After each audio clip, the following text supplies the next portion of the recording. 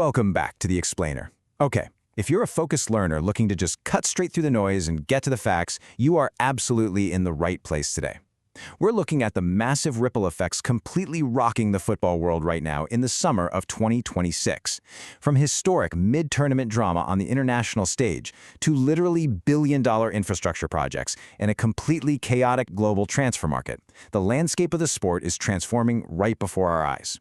We've got a ton of ground to cover, so let's just get straight into it. Okay, let's dive into this.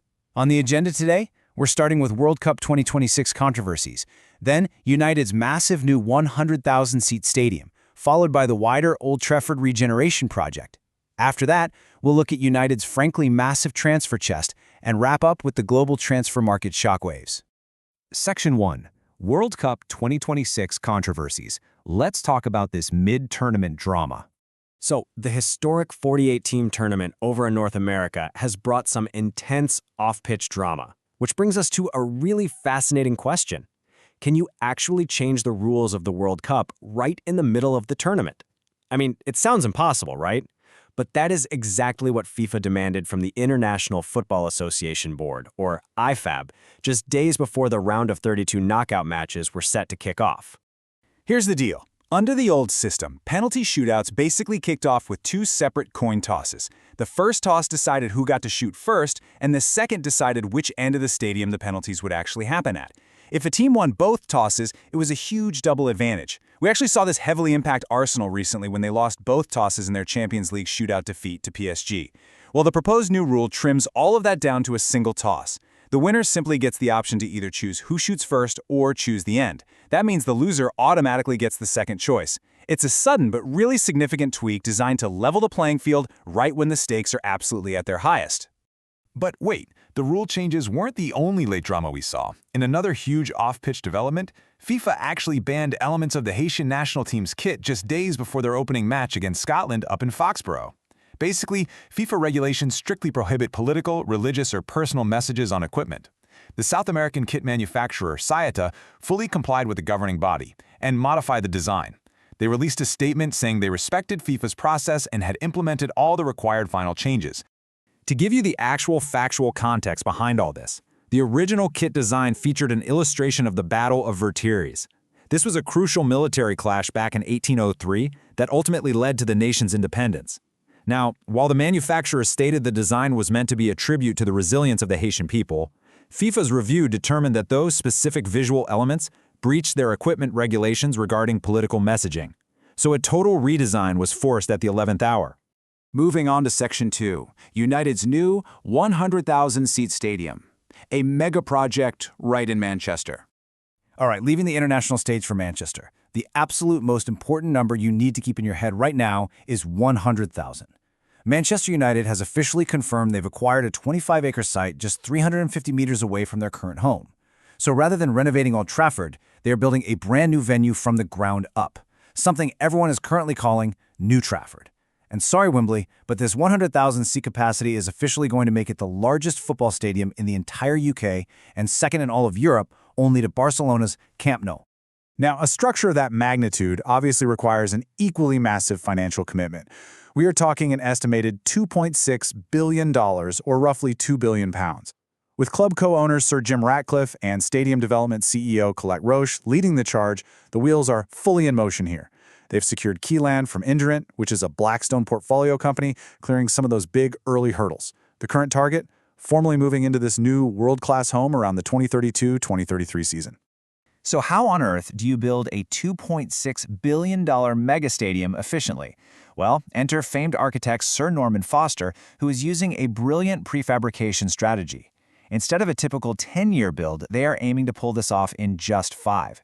They're going to construct 160 of these Meccano-like components entirely off-site, ship them directly into the area using the Manchester Ship Canal, and then assemble them. It's an absolute conceptual masterpiece. It's even going to include 3 200-meter-high masts supporting an umbrella roof designed to harvest solar energy and rainwater. And, given it's Manchester, they're for sure going to have plenty of rainwater to harvest. Which brings us to Section 3, the Old Trafford regeneration, a massive catalyst for renewal. Because, this project isn't just about a football pitch. It is about completely transforming the macro-level landscape of the entire surrounding area. The sheer scale of the economic ripple effects here is staggering. We are talking about a 370-acre regeneration project. It's expected to deliver 15,000 new homes, which includes affordable housing. It's going to create 48,000 local jobs, support over 90,000 jobs nationally, and provide an estimated £7.3 billion annual boost to the UK economy.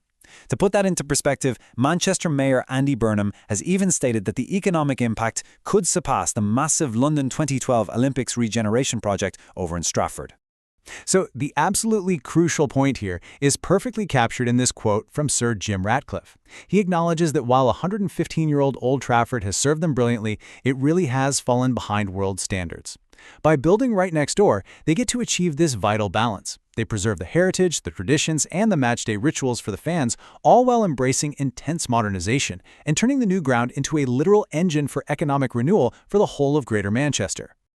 All right, Section 4. United's massive transfer chest. Time for a major squad rebuild. Because, let's be honest, a shiny new stadium needs a team worthy of actually playing in it.